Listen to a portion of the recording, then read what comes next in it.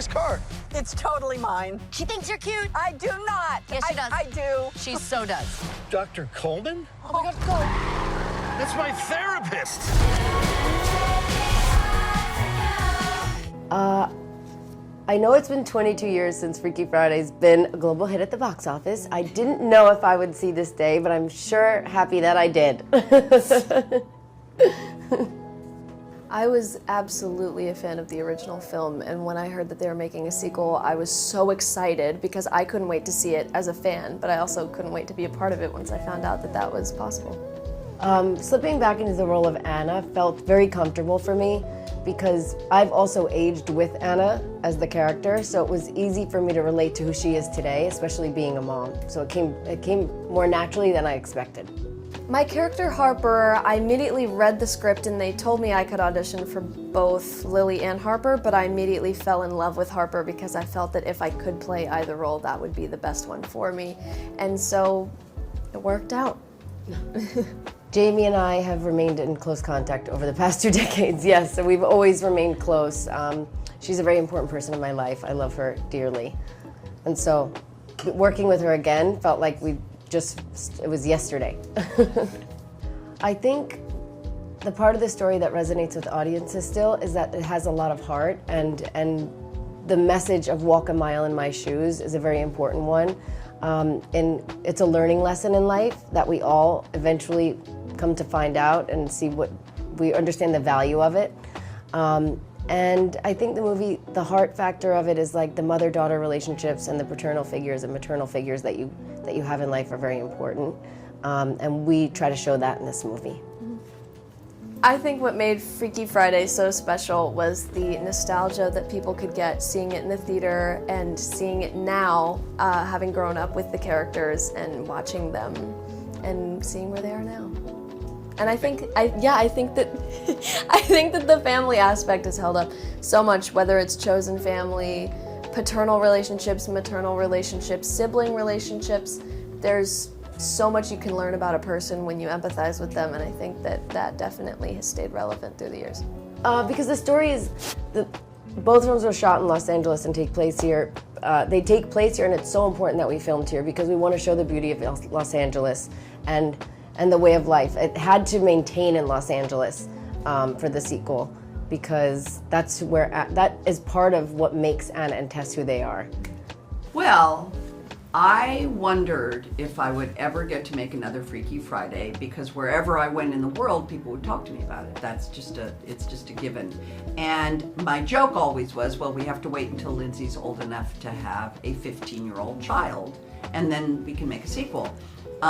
And then we figured out that she was old enough to have a 15-year-old child, and so here we are. So I wondered if we were going to be able to, but you know, you never know, and whether Disney, whatever. So yes, I always wondered if we might be able to, and yet I was hopeful, but it required math, and I wasn't very good at math, so I was just hoping.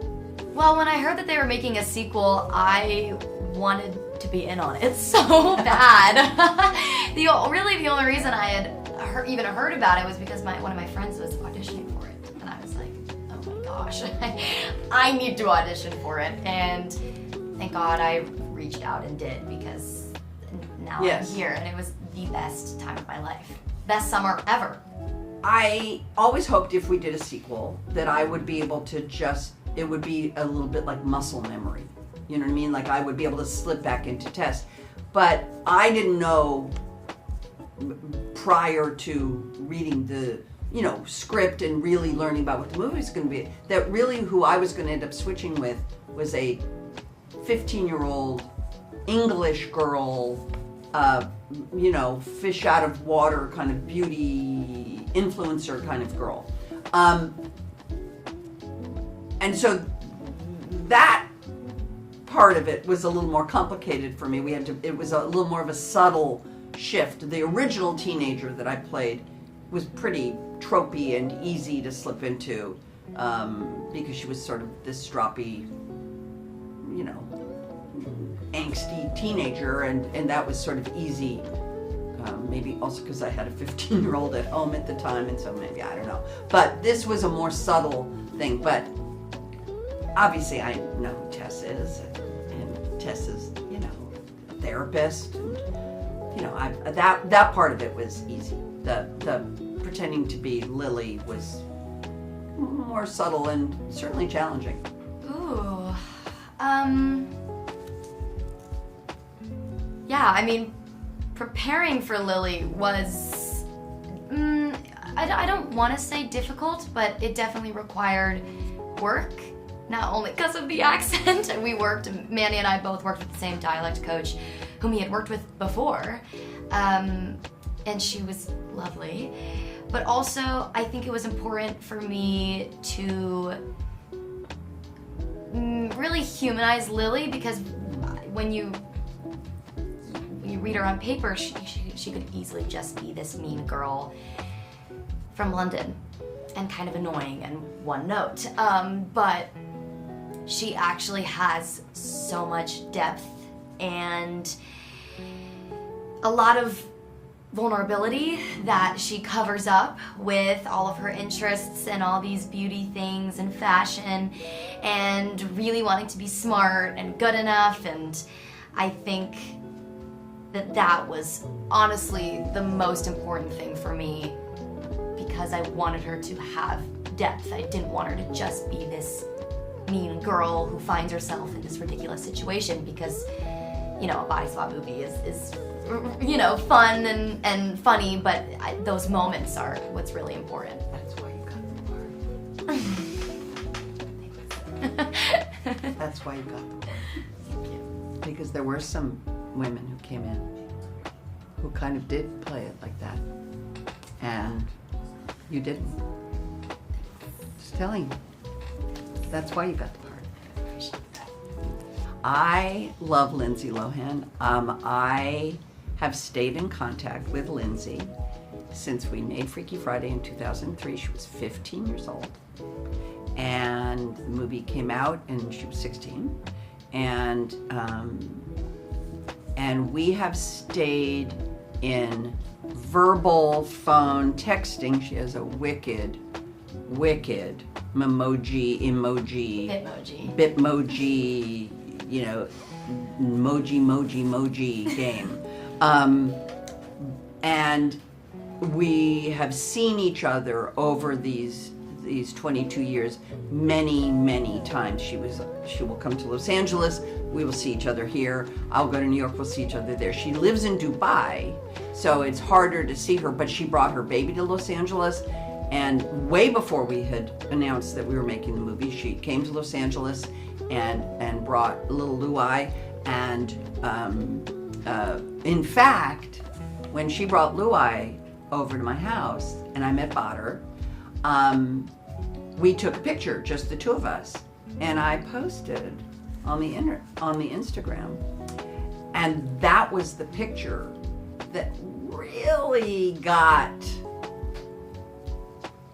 the energy started. That was really what got the energy started. Like, people loved seeing us. So we've known each other and seen each other for a long time, but more than anything, I think we both know that we care about each other, that we trust and are safe with each other, and that's something obviously that we have tried to establish, because it's show-off business, right? It's a lot of business, and it's a really transactional business, and there are a lot of people that want things from you, and there's a lot of pushing and pulling, and, you know, a lot of looking around, and it's really important for me personally to make sure that we stay real with each other. And certainly it's going to happen with these young ones, and it certainly has happened with me and Lindsay.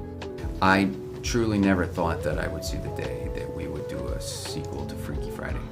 I never believed in my heart of hearts, not because the movie wasn't good, the movie was great, but I just felt like we had tied it up in a nice tight little bow, and I didn't see the possibility of them making the same mistake twice. You know what I mean? I was like, I think they learned their lesson, I think they're good, but there's more than that lesson in life. The universe will test you multiple times. It's really an ultimate lesson here. but couldn't have more gratitude for the moment and the opportunity to come back and reunite with everybody. Just full of love, seriously.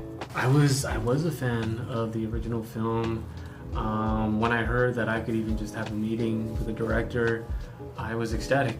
Not only because it's Freaky Friday, but it's also because of Nisha Ganatra, our director. I'm a huge fan of her work and her movies. So I was more than happy to hop on board and kind of give what I got, whether it be comedy, heart, or a little 2-bit dance move. I was more than happy to 2-bit. Than to Burned up the contribute. dance floor. There's nothing left. Yeah, but yeah, definitely excited to join the family. I mean, it was a very heady experience, believe it or not. And when I say that, it's just because I was trying to analyze everything about somebody who I hadn't thought about in 22 years, right? I mean, it'd been 23 since we had shot, so here we go. What has he been doing? Where is he? I got to reevaluate where he would have gone, what he would have done, and we had to try to build out what was there, because this is such a complex film.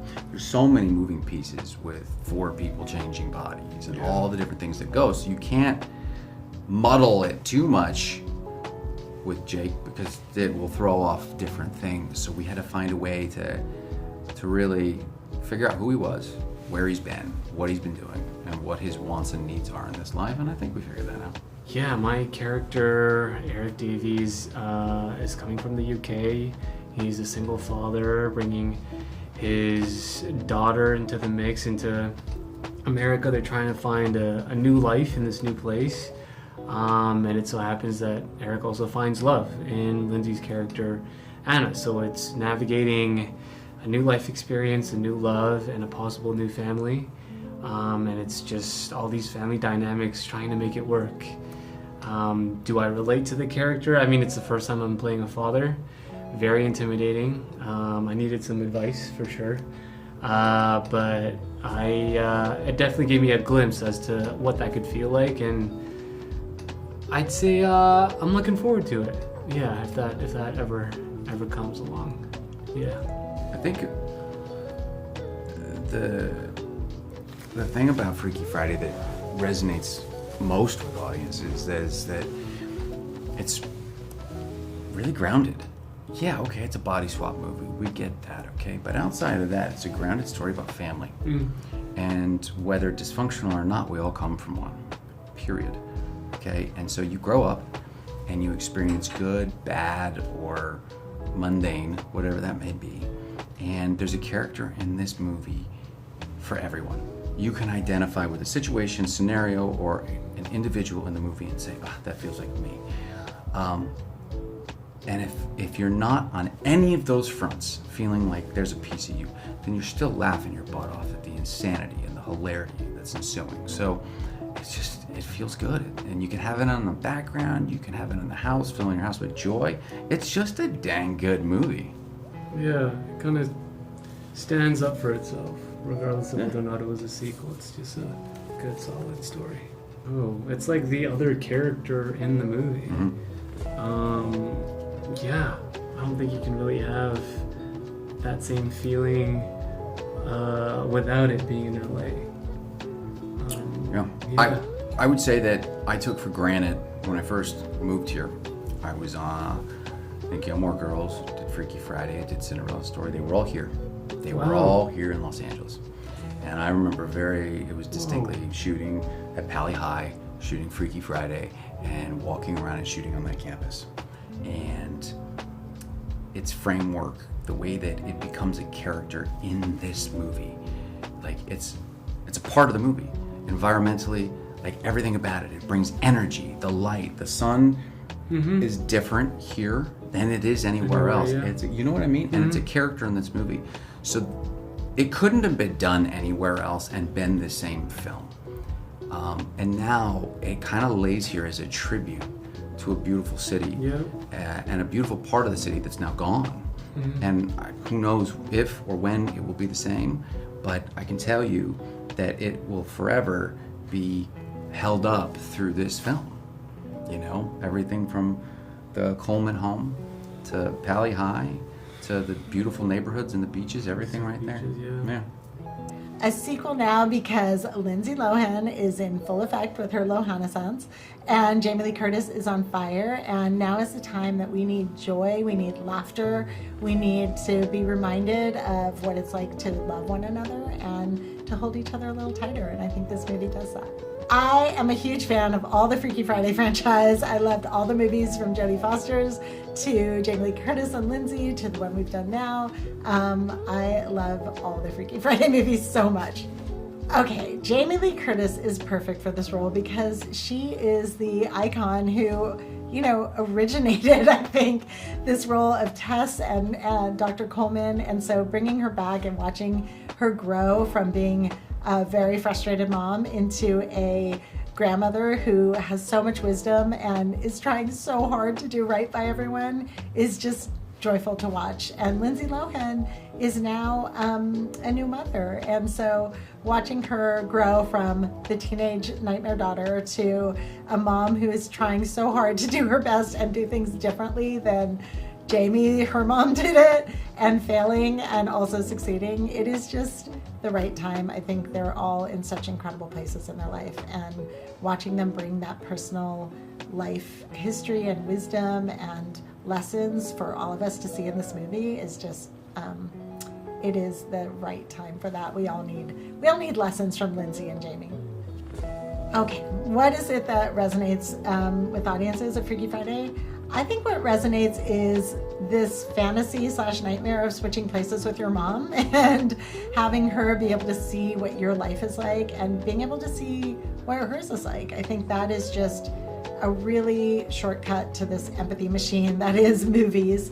And it is like really resonant to think about that, to really just walk in someone else's shoes and really figure out like all the things you think you know about someone, what's going on with them. So many other things are going on. And I think this is like incredible wish fulfillment too for moms and daughters to be like, oh, she gets to see how my life is and how much I love her and care about her. Because I think so many times we utterly fail at expressing our love for our parents and our kids and our friends, and we feel it, but we just can't find the right words, especially with teenagers. So challenging, I think, on both sides. I mean, I remember being a nightmare teen daughter, and it's just that fantasy of a time machine and the swap where you can go back and you can feel, and this idea that you can feel the love for each other is really resonant. It's so important to me to shoot in Los Angeles. It is an amazing city. It is where Hollywood was born. It is where all of the best crews and all the incredible actors live. Like the artists that come together to make a film here, it's like nothing else in the world. I think it's just such an incredible place to shoot and film. I mean, other than it just being beautiful as every location, the diversity here of people, of looks, of talent, it just can't be beat. So it's so important to shoot here.